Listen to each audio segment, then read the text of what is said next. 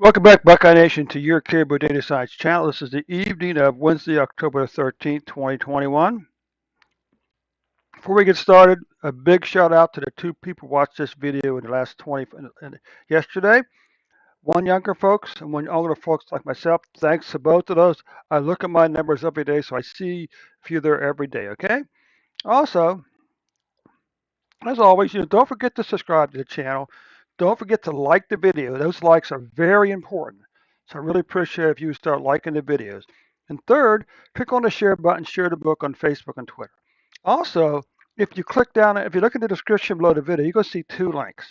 The first link is for my Twitch live stream at 8 p.m. Eastern Daylight Time tonight. It's all about our programming and data analytics on Dave's Data Analytics channel on Twitch. Okay, and secondly, and fifth, there's a link to my Twitter account. I would appreciate it if some of you would go out there and if you go over there tonight, click on it, click on that Twitter link and follow me and click on and follow me on Twitter tonight. Okay, thanks so much for your time. Let's get on with the show.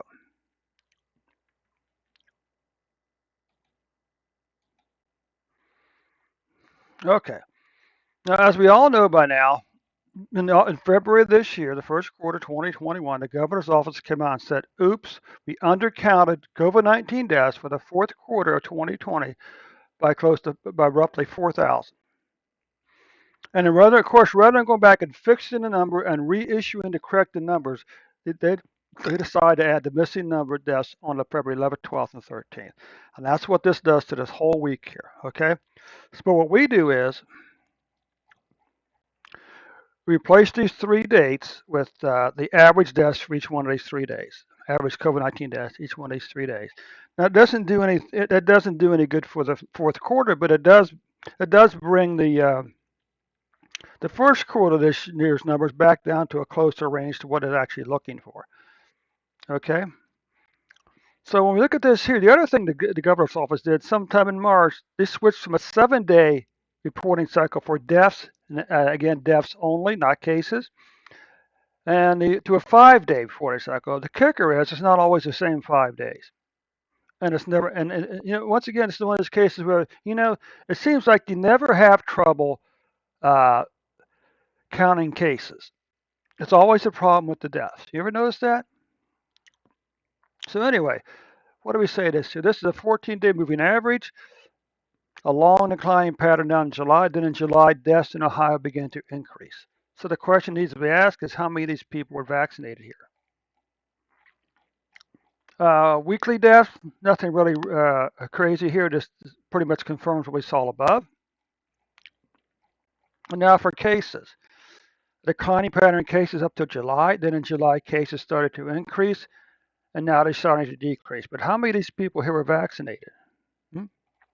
Just something to ponder. A little different way of looking at the COVID-19 deaths for Ohio, a different method. Weekly cases, we've seen this trend before, right? All right. So anyway, Buckeye Nation, that does conclude your report for today. And don't forget, as always, to click on the subscribe button, click on that like button, and click on the share button. Share the video with your friends and family on Facebook and Twitter today.